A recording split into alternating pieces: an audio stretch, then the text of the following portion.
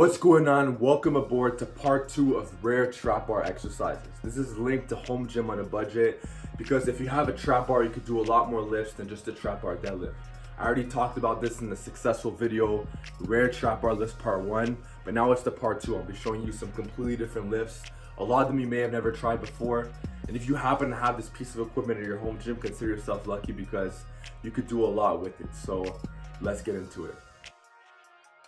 So if you haven't already watched the first episode of Rare Trap Bar Lifts, go watch that and then you'll get some more ideas. But the trap bar is a very great piece of equipment. It takes up room, but you could do a lot with it. It's not like a leg press that takes up a quarter of the space in your gym.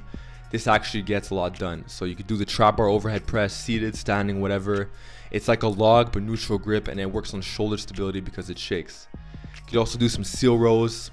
I like the neutral grip a lot because it's very shoulder, elbow, and wrist friendly.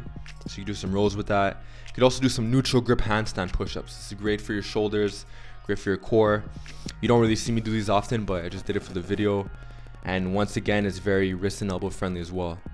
You could also do some gymnastic type movements. It's very beginner level, but the L sit with the neutral grip handles, it simulates a parallel bar.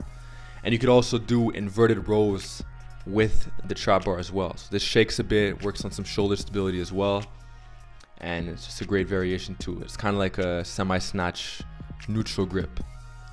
And you see a lot of people doing Bulgarian split squats with dumbbells, and then they max out the dumbbells. You could easily bypass this by just using the trap bar, and you'll be able to go a lot heavier and overload a lot more, one limb at a time.